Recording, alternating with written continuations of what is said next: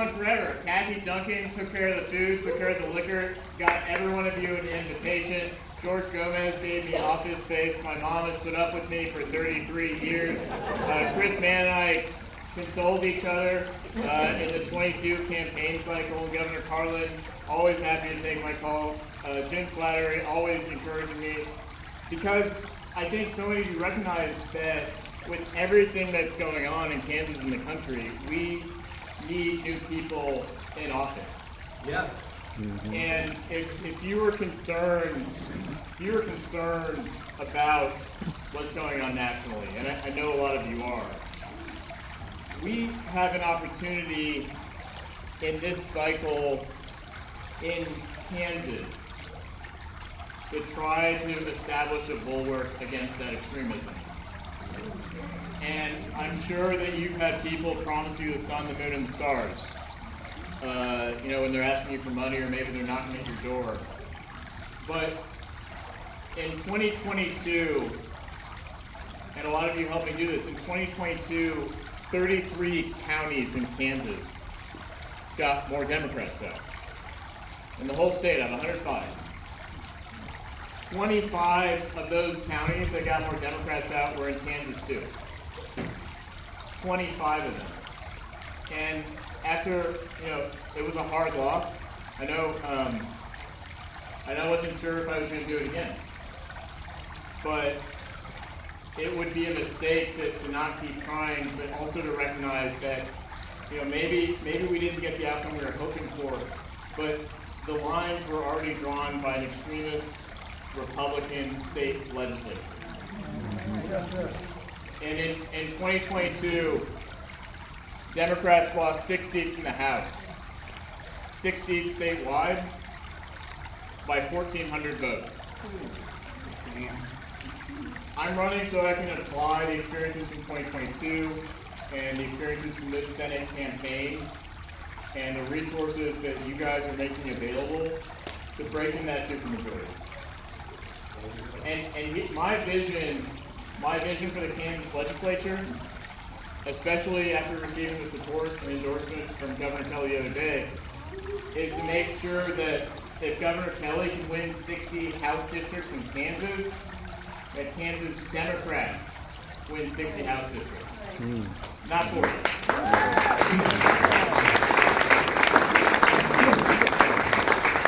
And if Governor Kelly can win 16 Senate districts in 2022, that we win 16 Senate districts, not 11.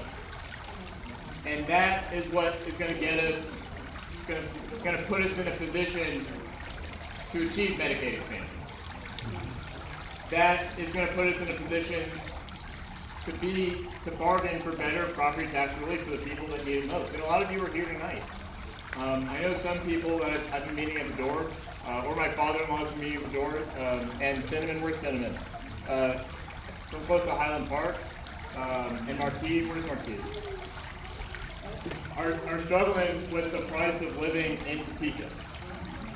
And my point has always been, it's a false choice in Kansas, and it's a false choice in one of the richest countries in the world.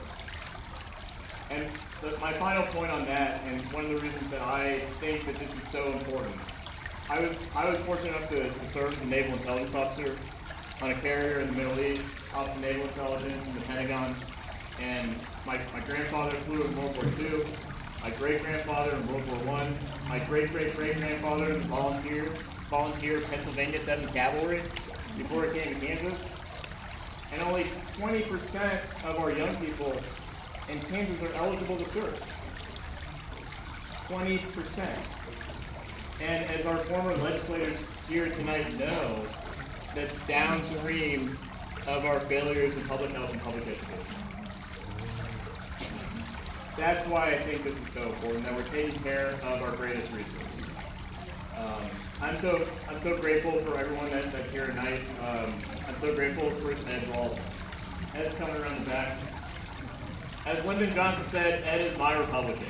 I'm really grateful for him to thank letting us gather here tonight to talk about what I think is both a moment of concern in Kansas and the country, but also let's not let a crisis go to waste. Let's get some good out of this. Let's win some seats, and I really believe that we will. I hope that if you live in my district, I hope you take a yard sign so people will stop asking me about it. I hope you enjoy everything we have here. I'm happy to answer any questions, but again, thank you so much. I'm excited to get to work. I'm excited to support Governor Kelly's agenda, and I'm excited to win this race. Thank you. Patrick. Yes, we do have Susan. Susan's running. You just want to introduce yourself really quick? Real good. Yeah, thank you, Patrick. I'm one of those people that met Patrick a couple of years ago. My comments are directed to Governor Carlin real fast. Susan Duffy, I'm running for Shawnee County Treasurer. I need your vote and I need your money. And yeah, I'm growing thick skin. I need your money so I can have your vote. There we go, something like that. Real quick, I came up as a governor's fellow from Wichita State. Served with Governor Carlin in his budget office. Let me tell you how the story would go when we made budget decisions. Well, first of all, we did short sheet his bed at the monastery. He took it with good sense of humor. Alan Conroy was involved. I just watched. But his bed was short sheeted, and Mrs. Carlin didn't think it was so funny. Okay, so moving right along. We're in there in budget negotiations, and Governor Carlin would turn and say to his Cracker Jack staff, what do we need to do in terms of policy on every issue that was brought up? Decisions were made based on the policy needs of the state. But afterwards, he would turn to Jamie Schwartz and Pat Hurley, and say, what are the political ramifications, and let's take care of it. It was policy always first, politics second. And that's how state government was run under the Carlin administration. In my position, if I'm elected as treasurer, I don't make policy decisions. I serve the people the best way I can. I've been a public servant for 40 years. My job is to get you in the door and out the door, or maybe not even in the door at all.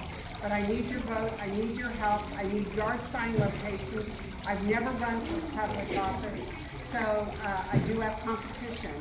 So please contact me, 785-230-0881. Give me a call, look me up online. I'd be happy to walk your neighborhood with you or drop off a sign. Thank you so much. Good job, Susan.